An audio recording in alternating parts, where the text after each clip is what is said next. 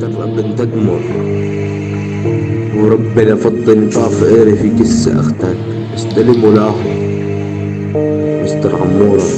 طيب بما انك خلصت تعال استلقى الرد على اصوله ولك كلب حيوان ولا مستر رسد ان ذا هاوس.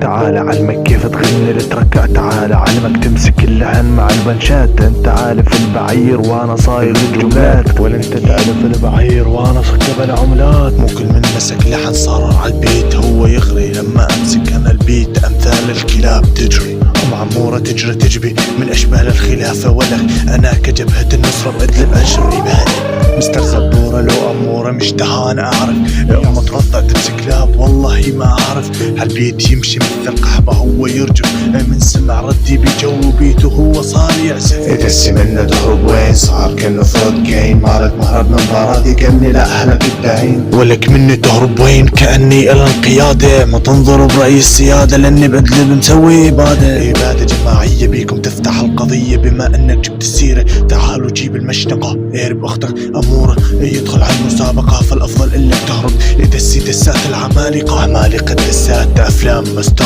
وين. انت اشبه بالقزم او اشبه بمستر بين، دسك كنا توفتين بس من عندي خذ بداله هدفو على اللي تغش من وجيبوا ادلب هاي النعوة. بنات ادلب انا الهن عدوى، لاجلك راح اصير الهن حلم وانشر بخواتك العدوى. بس ادلب برجلي كان عدوى، بما انك شملت حمص الك مني دفوة. تقول بقلبي اني ادلب خير وبقوة، ادلب جحيم احولها بنشي اختها ما يدللها صوتك انه ما يعاملها. هذا اللي تراك عمالقة دسي هذا حماي فالجاي لا تقى ولا بقى.